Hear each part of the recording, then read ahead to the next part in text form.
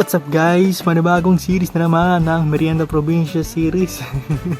Hindi talaga ako makaisip kung anong tawag dito sa series na to, ano. For today's video, ito, pansit canton bihon. Tapos, ito pa, isa pa. Unahin natin tong pansit canton bihon. Dalawa merienda natin ngayon, ano. Tagaan, kalamansi. Wala palang napatak. Yun. Tapos siyempre, tinadora. Ito talaga yung masarap. Mga probinsya, mga merienda sa probinsya.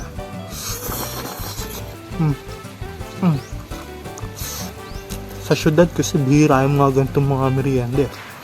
Usually mga fast food talaga. Pero ang ganito, panalo.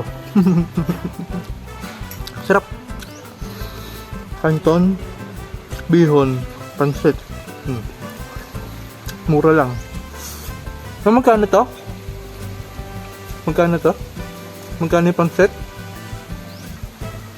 25 daw. 25. 30 daw. Tumawad pa. 30 pesos daw. May karne. May kikiam.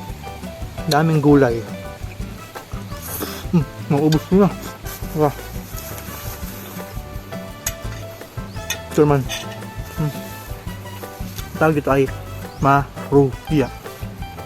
Maruya.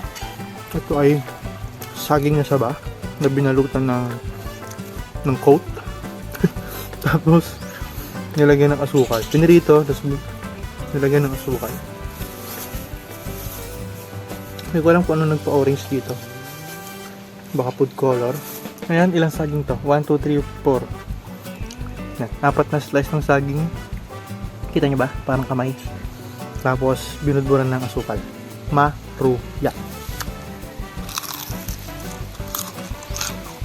Ang crispy. Nakadinig nyo yan? Ang masarap. Panalo.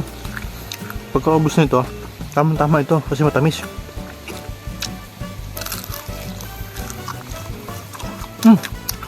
Maruya. Panalo.